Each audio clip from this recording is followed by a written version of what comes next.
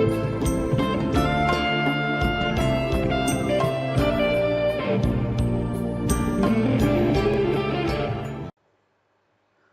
ายดีมื้อนี้เราจะมาพาเก๋ต่อบทสมพุนปกติและสมพุนอาปกติเนาะเราจะไปตัวอย่างที่3ให้สมพุน mx กำลัง2ลบ2คูณให้ m ลบ1คูณ x บวกให้ m ลบ2เท่า0ซึ่งว่า m ต่างจาก0จงซอกหาค่าของ m เพื่อให้เมื่อรู้ว่า x 1 x 2เป็นใจผลของสมพุนและ x 1ลบ2 x 2เท่า1นี่ฉะนั้นตัวนี้เราจะเบิ่งว่านี้ถ้า m ต่างจาก0แล้วสมผลตัวนี้จะเป็นสมผลขั้น2เนาะดังนั้นเราจะเกะตัวนี้หรือว่าซอกหาค่าของ m ได้ก็ต้องเมื่อเราต้อง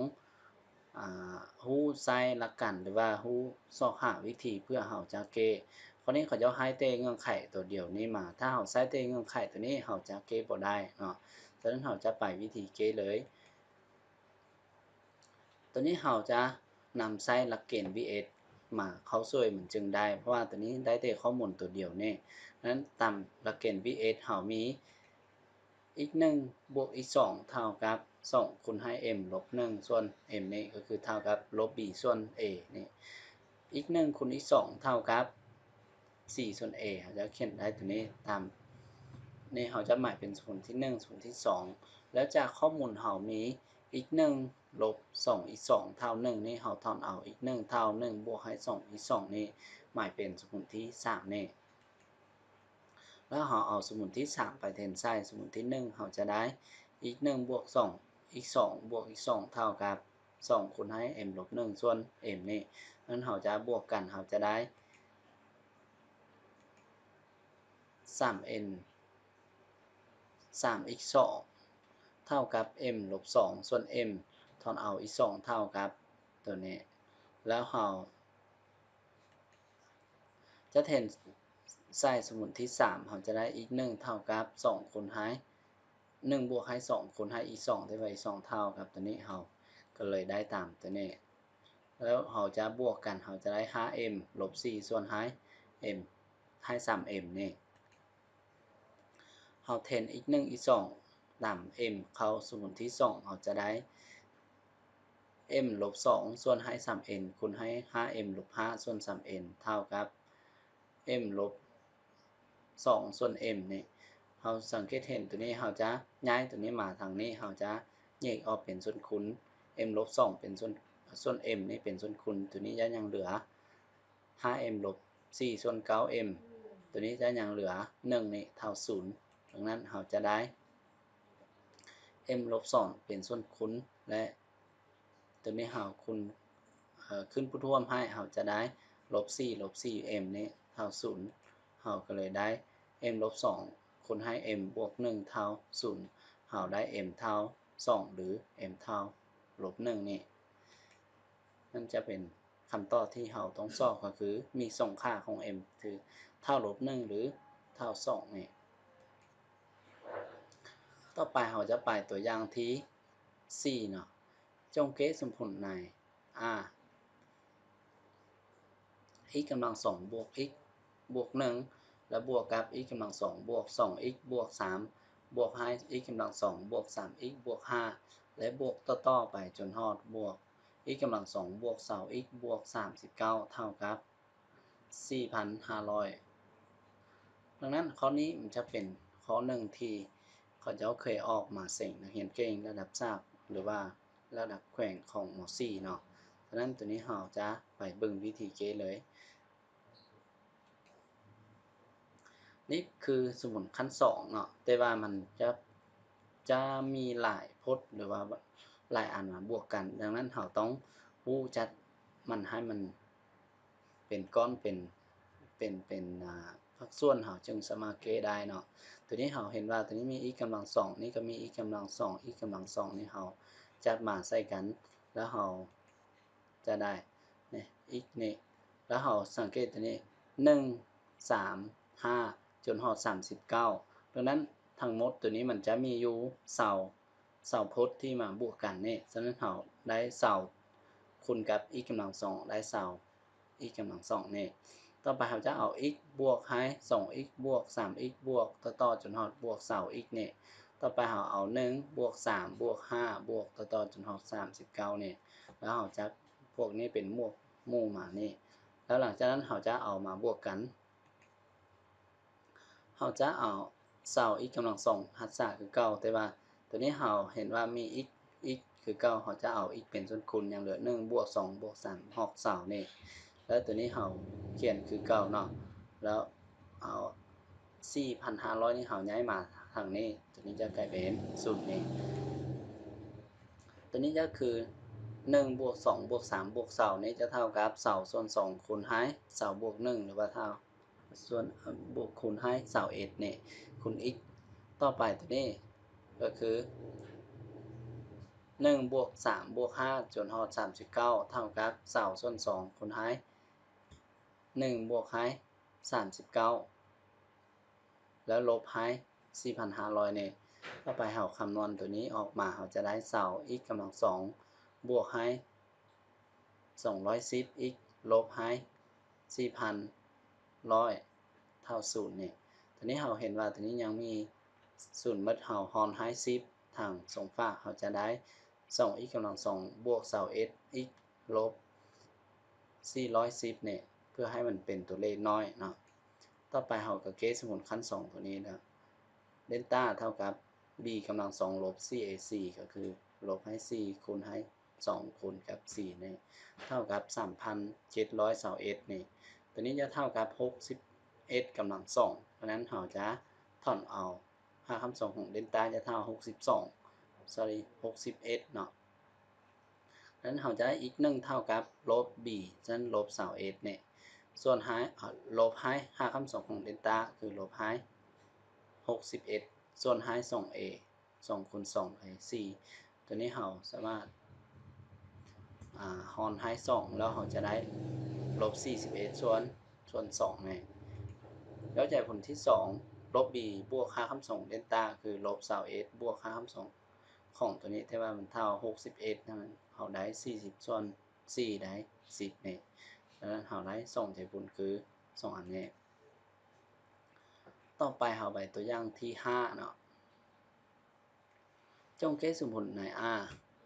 ข้อกอ x กำลัง4ลบ x กำลัง2ลบ12เท่า0ข้อขอ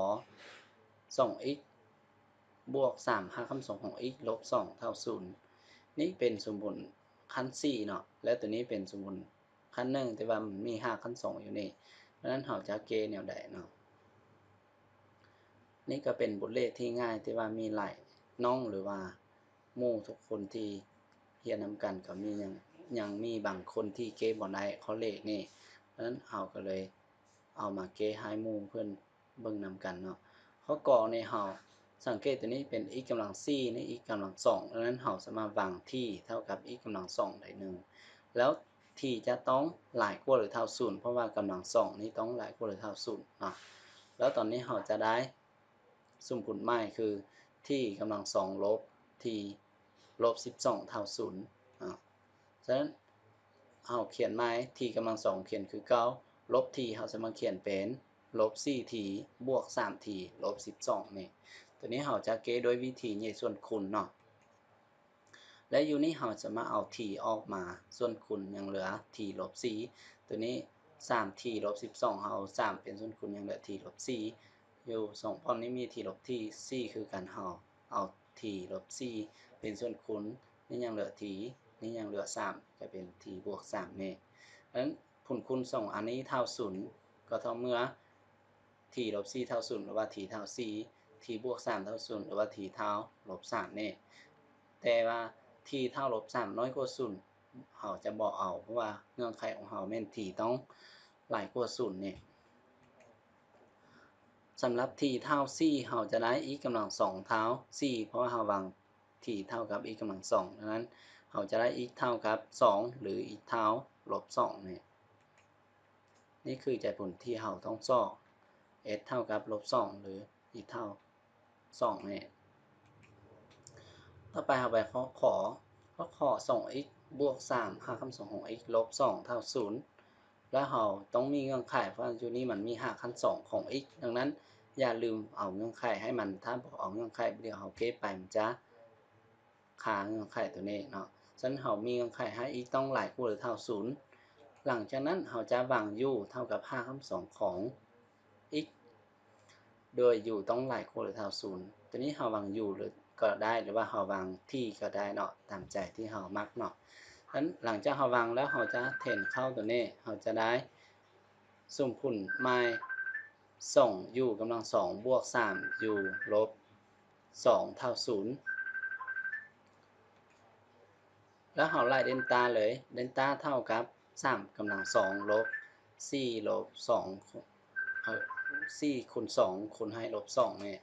เท่ากับ25เนี่ยเพราะฉะนั้นค่าคำสองของเดนต้าจะเท่า5